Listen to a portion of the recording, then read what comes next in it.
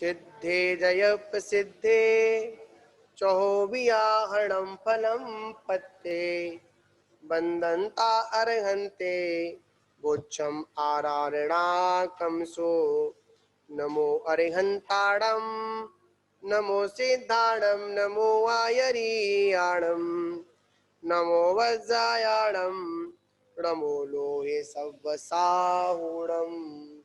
और ये आदिनाथ भगवान की जय। आचार्य श्री शिव कोटि जी मुनिराज की जय। आचार्य श्री 108 सन्मत सागर जी महाराज की जय। आचार्य श्री 108 सौभाग्य सागर जी महाराज की जय।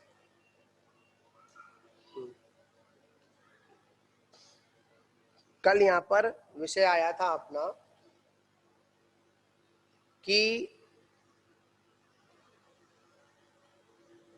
जब दूसरों के दुखों को देखकर उनका शोक करना व्यर्थ है। जब कोई व्यक्ति हमारा और हम उसका कुछ भी नहीं कर सकते हैं तो शोक करने से कोई मतलब भी नहीं निकलता है। यहाँ पर एक बात अभी पूर्व के ग्रंथ में बता रहे थे। एक तरफ कहा कि प्राणी मात्र से मैत्री का भाव रखो। क्या कहा था? प्राणी मात्र से मैत्री का भाव रखो, ऐसी बात बोली। अब यहाँ पर क्या कर रहे हैं? अब यहाँ पर बड़ा विपरीत कह रहे हैं। विपरीतता में क्या कह रहे हैं कि आप किसी से क्या मत करो, आप किसी से कोई भी मतलब मत रखो। क्या मत रखो? एक तरफ तो क्या बोला आचार्य ने? एक तरफ आचार्य ने कहा करुणा का भाव रखो, तो एक तरफ क्या बोला कि आपको क्या मतलब है? क्या एक तरफ क्या बोला? आपको क्या मतलब है? तो आचार्य यहाँ पर अब बता रहे हैं, देखियो भाई, कि दूसरों को हम एक भावना तो कर सकते हैं, मगर सुखी करने की भावना तो भा सकते हैं, पर किसी को सुखी नहीं कर सकते। क्या होगा? हाँ, जब भी हमारे जीवन में कोई भी परिवर्तन आएगा तो कब आएगा? स्वयं की परिणति के अनुसार ही आएगा। सुबह की ग्रंथवार मतलब सुबह की स्वाध्याय सभा में बड़ी एक मार्मिक बात आई थी। क्या बात आई थी?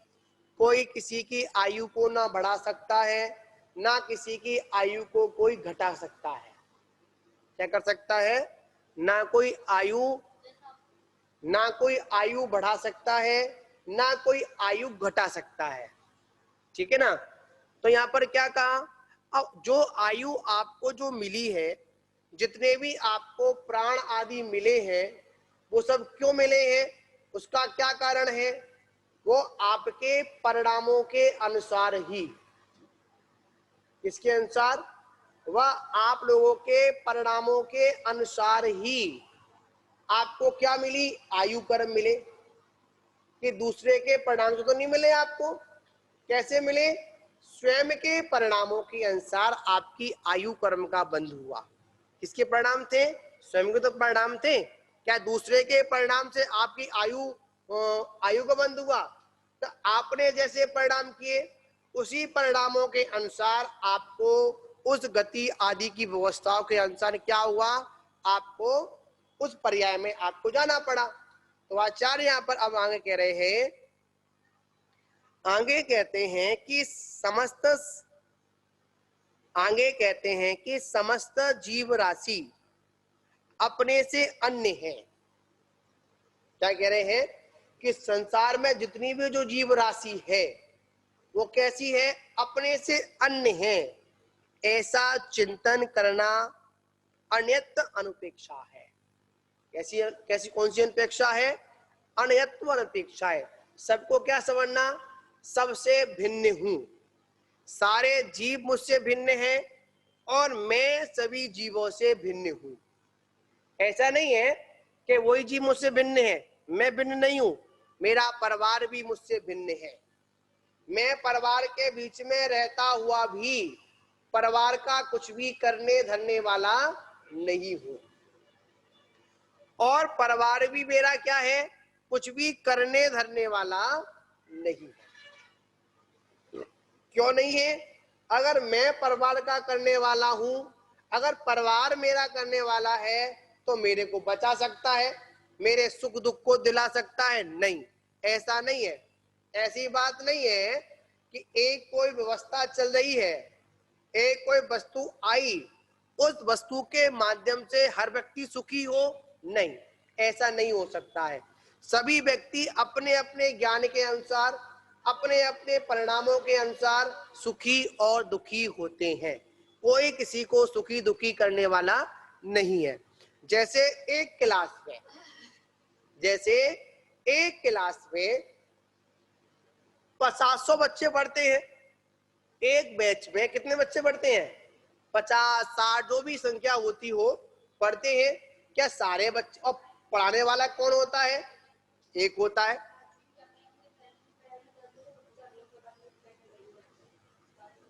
हाँ, तो क्या कह रहे हैं कि यहां पर बात कह रहे हैं कि पढ़ाने वाला एक होता है। क्या होता है? पढ़ाने वाला एक होता है, और पढ़ने वाले कितने होते हैं? बहुत लोग होते हैं। क्या सारे बच्चे क्या एक सा पढ़ते हैं? आपने मास्टरगिरी करी, आप अपनी क्लास के हेड मास्टर रहे स्कूल के, क्या सारे बच्चे पास होते थे? नहीं होते थे। क्या सारे बच्चे होशियार थे? नहीं थे। क्यों नहीं थे? सभी अपनी अपनी परिणति के अनुसार, सभी अपने अपने ज्ञान के अनुसार उस विद्या का आर्जन करते थे। उस विद्या के आर्जन के माध्यम से क्या करते थे? वो अपने जीवन में उन्नति को और अउन्नति को प्राप्त होते थे। तो यहाँ पर क्या करना? मैं सभी जीवों से भिन्न हूं। जैसे कमल कहां पर होता है? कीचड़ में होता है। कहां पर होता है? कमल कहां पर होता है? कमल कीचड़ में होता है। पर कीचड़ में होकर कैसा रहता है?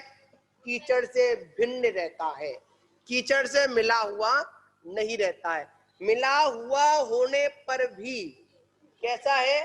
कीचड़ से भिन्न होता है, कीचड़ से अलग होता है। तो ऐसा चिंतन हम लोगों को करना चाहिए। अब आगे यहाँ पर गाथा में कह रहे हैं, संसारम भी अनंते आसगड़े कम्बड़े ही माणम को कस्य हुई सयणो सज्जई मोहम जड़मीण जड़ो। तो कह रहे हैं कि पंच परावर्तन रूप, इसको बंद कर दो, ग्रह हमारे।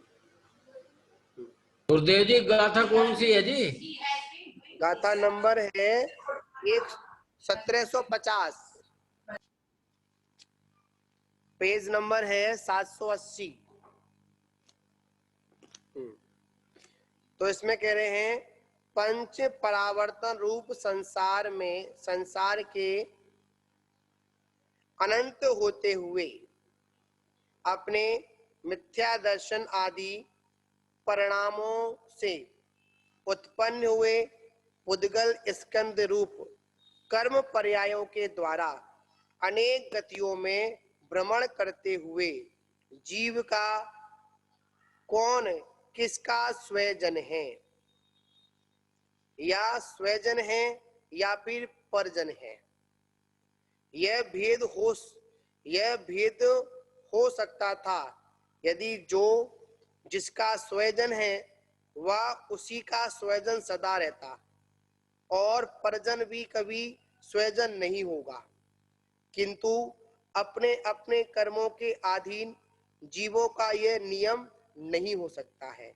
यहाँ कह रहे हैं, हम किसको अपना कहें, किसको पराया कहें, किसको स्वजन कहें, किसको क्या कहें, किसको परजन कहें, सब क्या है? सब कर्मा अधीन है।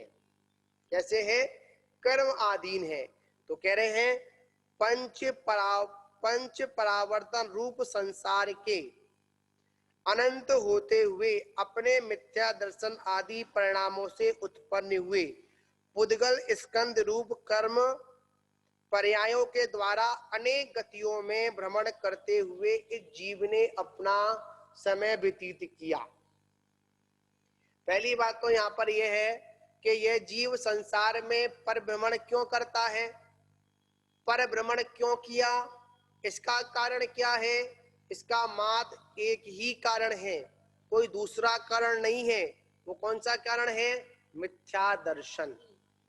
कौन सा? मिथ्या दर्शन, मिथ्या दृष्टि बनकर इसने ऐसी कोई सी भी गति नहीं छोड़ी, ऐसा कोई भी स्थान नहीं छोड़ा, ऐसा कोई भी जीव नहीं छोड़ा जिस जीव से इसने अपना संबंध स्थापित नहीं किया हो। कोई बचा? कोई नहीं बचा। हर जगह घूम कर आ गया, हर जगह भ्रमण करके आ गया, अपने स्वजन को अपनाया, परिजन को अपनाया। कभी कभी क्या होता है कि आज जो हमारा शत्रु है, अगले भव में कौन बन जाता है? हमारा मित्र बन जाता है। जो आज हमारा मित्र है वो कौन बन जाता है? हमारा शत्रु बन जाता है। कभी कभी वर्तमान जीवन में भी देखने को मिलता है। हम आगे आगे पीछे की बात क्यों करें, ऐसे ऐसे उदाहरण भी हैं। अपनी ही पत्नी के गर्भ में पुत्र बनकर उत्पन्न होता है। संसार की क्या दशा है? जो जीव अपनी पत्नी के साथ में है और उसकी मृत्यु हो जाती है, तो वही जीव कालांतर में उसी समय कहां पर अब मतलब उसका पुत्र बनकर पैदा होता है। क्या बनकर पैदा होता है? अपने ही खून से क्या बनता है? पुत्र बनता है। ऐसी भी कथा जिनागम में आती है। तो ऐसा कौन हमारा सगा संबंधी है जिससे हम राग करें, जिनसे हम द्वेष करें?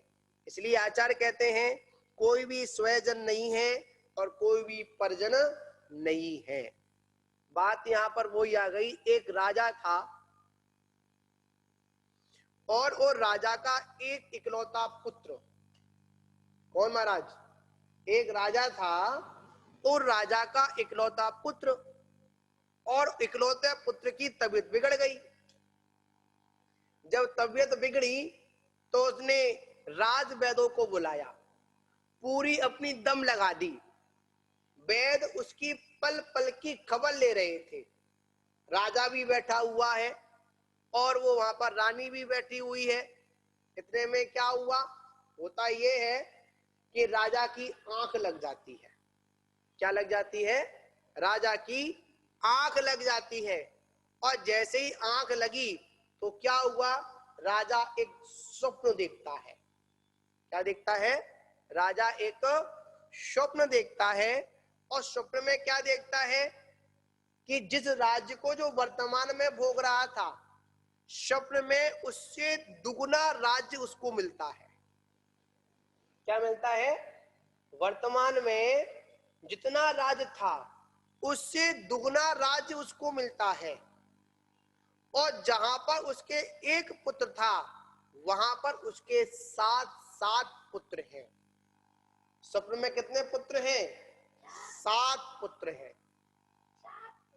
हाँ, वह स्वप्न में उस 7 पुत्रों का बड़े राज्य का सुख भोग रहा है। इतने में क्या हुआ कि जो उनका इकलौता पुत्र था वो उनके हाथ से निकल जाता है, मृत्यु को प्राप्त हो जाता है।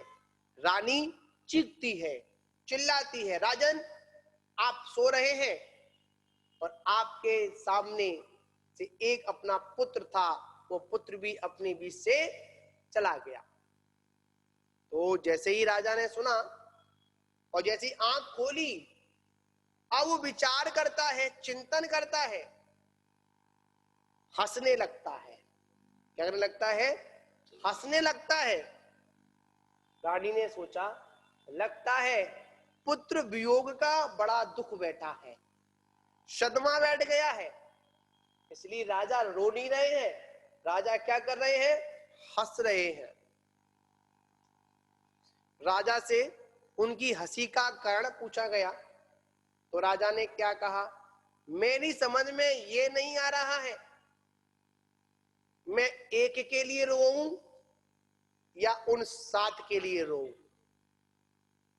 मतलब मैं एक के लिए रोऊं या उन 7 के लिए रोऊं? क्या कि यहां तो मेरा एक पुत्र गया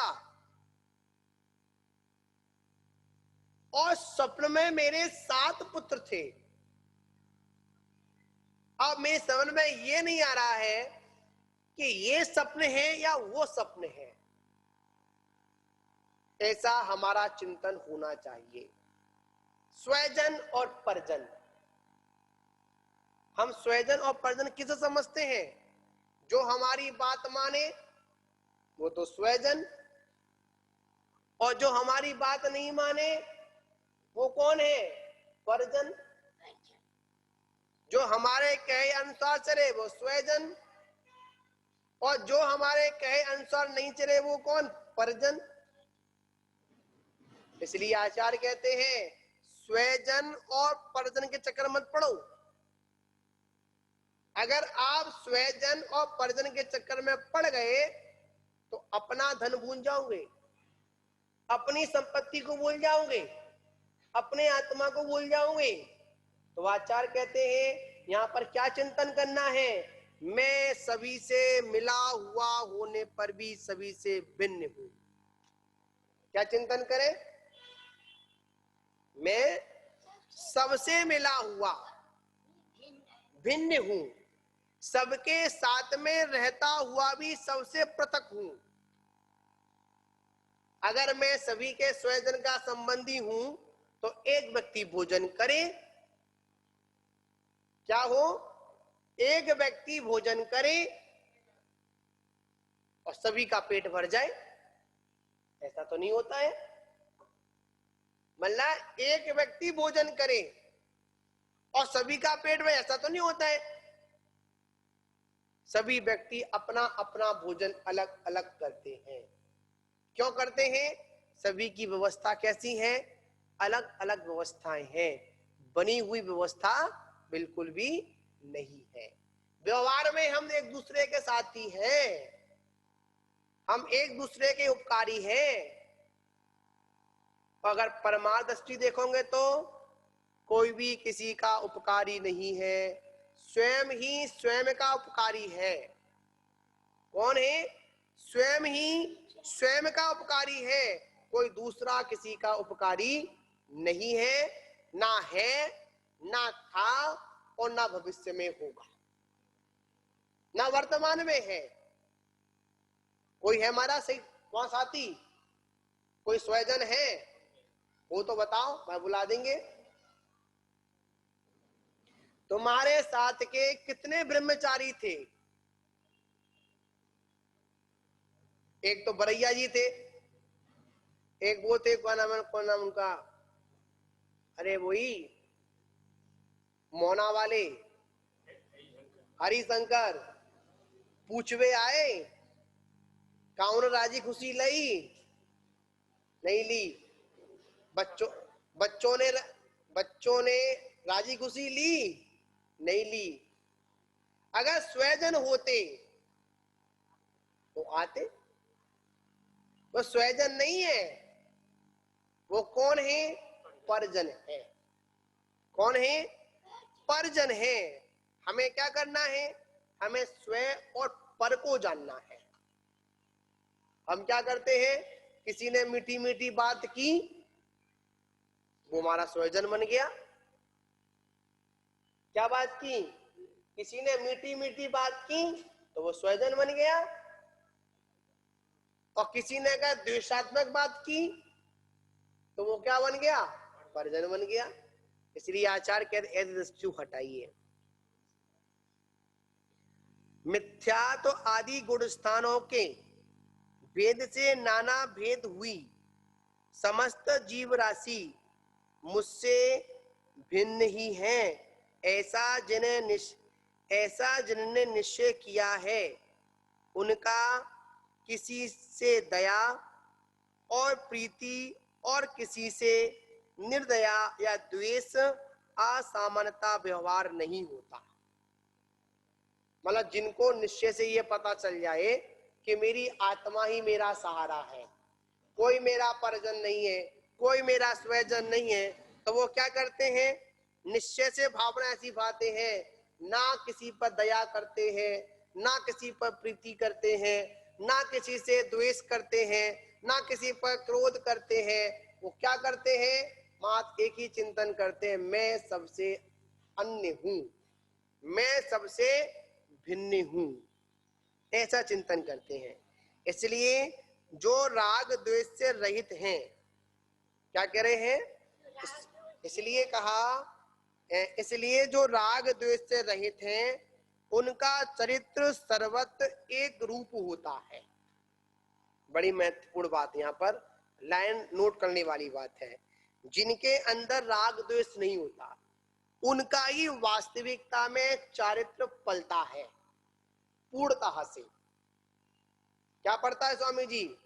जिनके अंदर राग द्वेष नहीं होता है उन्हीं का चारित्र पलता है, अन्यथा जो राग द्वेष में उलझे रहते हैं उनका कभी भी चारित्र नहीं पलता। पला हो तो बताओ, कसाय बधेंगी? राग द्वेष करोगे तो क्या बधेंगी? कसाय बधेंगी। और जब कसाय बधेंगी तो क्या होगा? घाटा किसका होगा? स्वयं का होगा या पर का होगा? है? स्वयं का घाटा होगा, पर का घाटा कुछ नहीं होगा। यह मेरा भाई है, पिता है, पुत्र है, दास है या स्वामी है, इस प्रकार आसक्ति मनुष्य मोह वश करता है। किस वश करता है? मोह वश करता है। ये मेरा पिता है, ये मेरी बेटी है, ये मेरा पुत्र है, ये मेरा दास है, ये मेरा स्वामी है, मैंने इसको सिखाया, मुझे छोड़ के चला गया पैसे के चक्कर में। ये क्या है? क्यों अदिश्री माता जी? मतलब मैंने सिखाया, मैंने उसको खड़ा किया, मैंने उसको आदमी बनाया, और पैसे के लोभ में क्या हुआ? मुझे छोड़ के चला गया।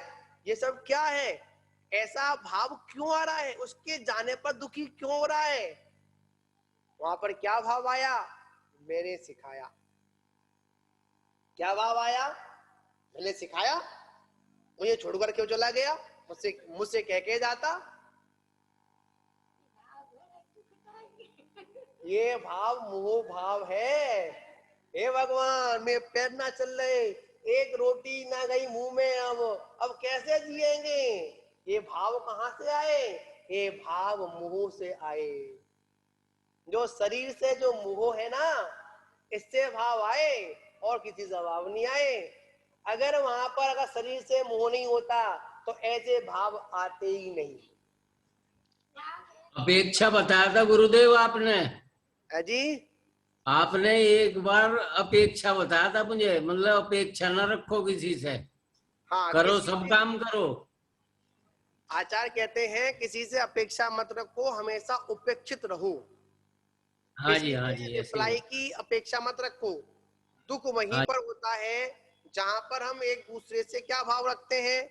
मैंने इसके साथ इतना किया, मैंने इसको बड़ा किया, मेरे साथ ऐसा कर दिया। नहीं, आचार्य कहते कोई बात नहीं, कर दिया।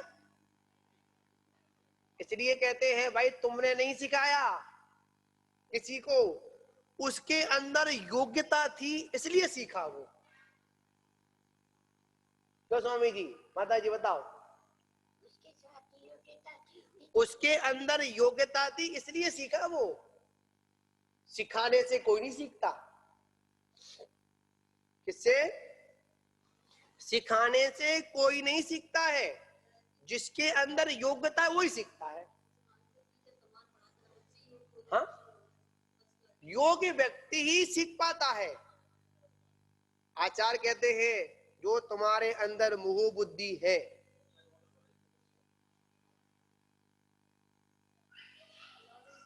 कौन सी बुद्धि है?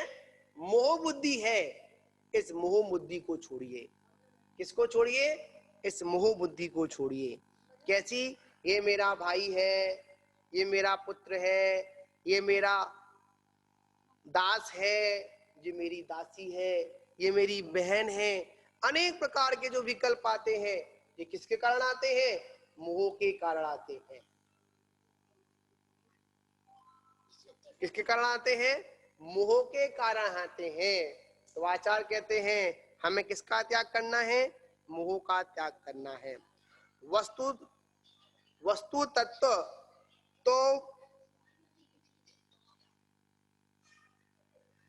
वस्तु तत्व तो अनित्य मात्र रूप है, उसमें कोई स्वजन नहीं है। क्या नहीं है? कोई उसमें स्वजन नहीं है। जब स्वजन नहीं है तो पर्जन भी नहीं होगा, और जब कोई पर्जन नहीं है तो कोई स्वजन भी नहीं होगा। तो आचार्य यहाँ पर हमको बार बार क्या समझा रहे हैं? अपने अंदर से मोह बुद्धि निकालो। आचार्य क्या करते हैं पता है? क्या कला होती है पूर्वाचार्यों की? पूर्वाचार्यों की ऐसी कला होती है, किसी सिंह के, किसके? किसी सिंह के मुंह में अगर मृग लगा हुआ है, उसको निकालना कोई आसान नहीं होता है। क्या कह रहे हैं? सिंह के मुख से क्या निकालना? मृग निकालना कोई आसान नहीं होता है। उसी प्रकार आचार्य कहते हैं, आचार्य में ये कला होती है कि सामने वाले भव्य प्राणी के अंदर से, उस मोह के अंदर से भी, मोह रूपी सिंह के अंदर से भी वो क्या निकालते हैं? आपकी गंदगी को, आपको बाहर निकालने का काम करते हैं। ठीक है ना? तो हमें क्या करना है? अपने जीवन को स्वजन और पर्जन से दूर रखना है। जहां पर हम स्वजन और पर्जन के चक्कर में लगे रहे तो क्या होगा? सारी व्यवस्था हमारी खंडित हो जाएगी। तो आचार्य कहते हैं मोह भाव को दूर रखें। जहां पर मोह भाव है वहां पर क्या है? दुख है। जहां पर राग द्वेष है वहां पर दुख है। इसी के साथ अपन विराम महाराज जी नमस्ते। हाँ जी महाराज महाराज जी, इसका कोई उदाहरण भी है ऐसा जो अनंत भगवान के अलावा कोई ऐसा आदमी देखने में आदर्श रूप में मान लें हम? किसका? जो आपने बताया जितना राग द्वेष से रहित हो, जितना मोह से रहित वो हो, ऐसा कोई उदाहरण ऐसा हो भाई, उसको आदर्श रूप में उसे मान लो आप, अनंत भगवान को छोड़ के। अनंत भगवान तो सब चीज है ही। ये था। अरे जितने भी नीग्रंथ और महाव्रती हैं सब इसी क्वालिटी के जो हैं। कहाँ बैठे हो आप? अरे पवन जी, ये तो पूछ रहा था मैं, ये तो पूछ रहा मैं, ऐसा ही है क्या? बस और कुछ नहीं। ऐसा है, देखो हम इसमें भी वर्तमान कंडीशन को तो महाव्रती हैं सब देखिए, हम लोग इसमें वर्तमान कंडीशन तो नहीं घटित करेंगे, फिर भी हम लोगों को उसमें लगा लेना चाहिए। यहाँ पर सिद्धांत वाली बात है, अगर इस संसार में अगर अगर अरहंत और सिद्ध के बाद में अगर कोई जो वितराग दशा की ओर जो चलने वाले हैं वो हमारी निर्गंत साधक है, आचार्य उपाध्याय साधु ये हुआ करते हैं। देखिए आचार्य, देखिए आचार्य इतने निष्प्रेय होते हैं कि इतना बड़ा संघ होने पर भी, इतनी सारी व्यवस्थाएं जुटाने पर भी आचार्य को जब छोड़ने का समय आता है तो पल भर में सब कुछ छोड़कर चले जाते हैं। अपने शिष्यों से कभी भी ममत्व का भाव नहीं रखते हैं। याद रखना, शिष्यों का संवर्धन भी करते हैं और संरक्षण भी करते हैं, चेतन परिग्रह को भी साथ लेकर चलते हैं, सब कुछ है। पर आचार्य क्या करते हैं? उन शिष्यों के प्रति कभी भी ऐसा भाव नहीं रखते हैं ये शिष्य मेरे तक ही सीमित बनकर रहे। क्या रहे? मेरे तक बनकर सीमित रहे। जो हमारे निर्गंत गुरु हैं, और ये सीधी बात है, जितनी जितनी हमारी राग द्वेष अवस्था कम होती जाती है उतने उतने हम वीतरागता की ओर बढ़ते जाते हैं। ठीक है ना? यहाँ पर सिद्धांत वाली ये बात है। आप अगर इसको पर वर्तमान कंडीशन में लगाएंगे तो यहाँ पर आचार्य स्पष्ट कहते हैं, जितना जितना हमारा या आपका राग भाव कम हो चुका है, जितना हमारे अंदर से द्वेष भाव कम हो चुका है, उतने उतने हम मोक्ष के वितरागता की ओर नजदीक पहुंचते चले जा रहे हैं। तो आचार्य यहाँ पर यही कहते हैं, इसका कोई थर्मामीटर तो अपन नहीं लगा सकते हैं, हम किसी के भावों को नहीं नाप सकते। कभी कभी भावों की इतनी उत्कृष्टता बनती है कि इतनी उज्जवल भाव होते हैं जिनका हम वर्णन नहीं कर सकते हैं। और कभी कभी कैसे होते हैं, हमारे भाव इतने बिगड़ जाते हैं कि कुछ नहीं कह सकते हम।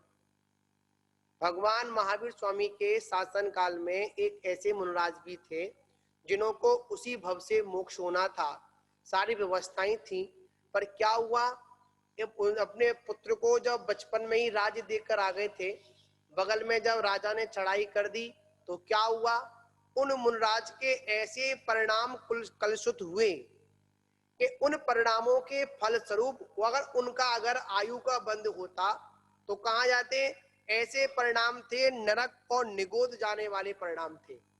और जैसे ही भाव बदले तो क्या हुआ, वही मुनिराज कुछ समय के बाद में केवल ज्ञान को प्राप्त कर केवली भी बन गए। ये भावों की विचित्रता है। इसलिए आचार्य कहते हैं हमेशा हमको अपने भावों को क्या करना चाहिए, संभाल कर रखना चाहिए, है ना। तो अगर हमको अपनी वस्तु को प्राप्त करना है तो अपने भावों को उज्जवल बनाएं, हमेशा राग द्वेष से दूर रहें। और निर्गंत साधक ही उन वीतराग दशा के बाद में हमारे पास में देखने को मिलते हैं, जो अपने राग द्वेष की भूमिका से दूर रहते हैं, ऐसा सिद्धांत का कथन है।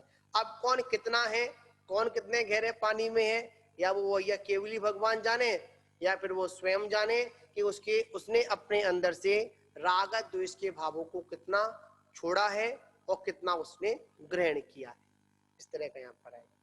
महाराज नमस्ते महाराज। हाँ, आशीर्वाद। बोले महावीर भगवान की जय। अत मध्याह्न कालीन स्वाध्याय क्रियायाम पूर्व